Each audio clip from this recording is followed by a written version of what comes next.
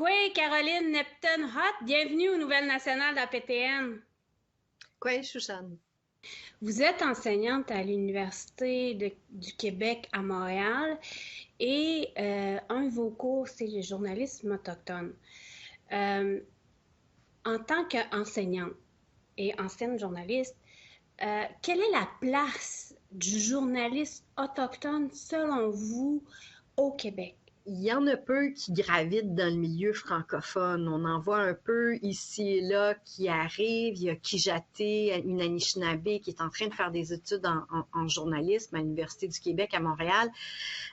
Ça prend une formation pour devenir journaliste. Ça prend des outils, il faut connaître le langage. Mais quand on parle de journalisme autochtone, c'est que ça prend vraiment des connaissances sur les dossiers autochtones, nationaux, régionaux, les enjeux, parce que sinon, on échappe bien des aspects, puis on risque de se diriger dans des stéréotypes. Alors, la place du journalisme autochtone dans le milieu francophone au Québec est indispensable, à mon avis, mais ça va prendre la relève. Moi, je l'ai fait pendant 9 ans à CBC Radio-Canada, comme je vous dis.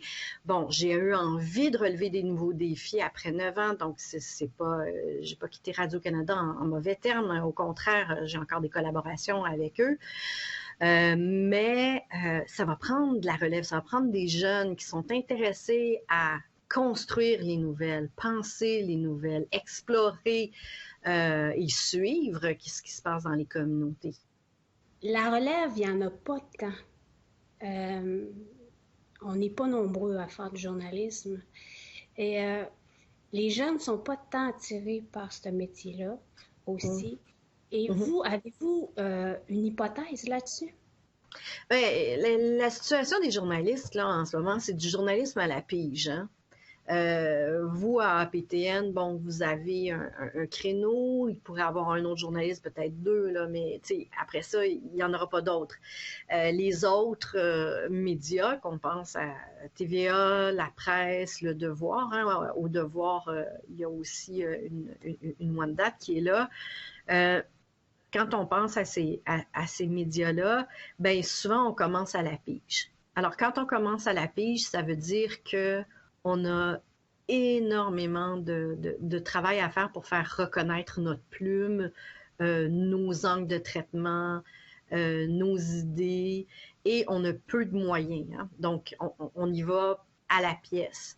Avant d'avoir un emploi à temps plein comme journaliste au sein d'une institution, que ce soit la presse, le Devoir, etc., là, on parle du milieu francophone, là, je tiens à spécifier, ça prend du temps. Alors, il faut toujours avoir, faire un emploi, puis faire un peu de journalisme, faire un autre emploi, puis faire un peu de journalisme avant de réussir à se placer les pieds.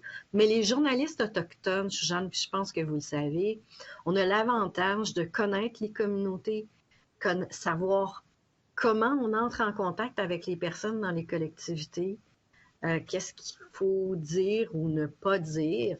Bon, ça ne veut pas dire que personne fait des erreurs, on en fait toutes et tous, mais on a cette sensibilité-là et aussi pour plusieurs, on parle les langues des régions. Donc, à ce moment-là, c'est possible de rentrer en contact avec des aînés, des gens de la communauté. Donc, il y a ça qu'il faut prendre en compte. Mais c'est énormément de travail. Ça prend du temps.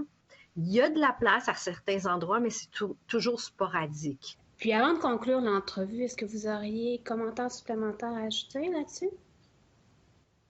Ben, moi, ça a été un des... J'ai gardé cet emploi-là pendant 9 ans, hein, Chouchane. Ça veut dire que je l'ai vraiment beaucoup aimé. J'ai vraiment beaucoup aimé ça, à la rencontre des gens, m'asseoir avec eux, écouter leur histoire, puis apprendre à écouter. Hein, Chouchane, les gens pensent souvent que les journalistes, on parle beaucoup. Quand on fait une entrevue avec moi, c'est sûr que je vais m'exprimer. Mais en général, quand moi, je suis en entrevue, je vais beaucoup, beaucoup, beaucoup écouter. Je faisais de la radio, donc c'était mon médium, c'était l'écoute. Ça prend, euh, ça prend des temps de silence. Et ça, c'est ce qui est important, puisque les Autochtones savent comment le silence est important dans les communications. Et moi, je pense que c'est ça qu'il y a de beau, puis c'est ça qu'il y a de magnifique dans notre travail. Ça va être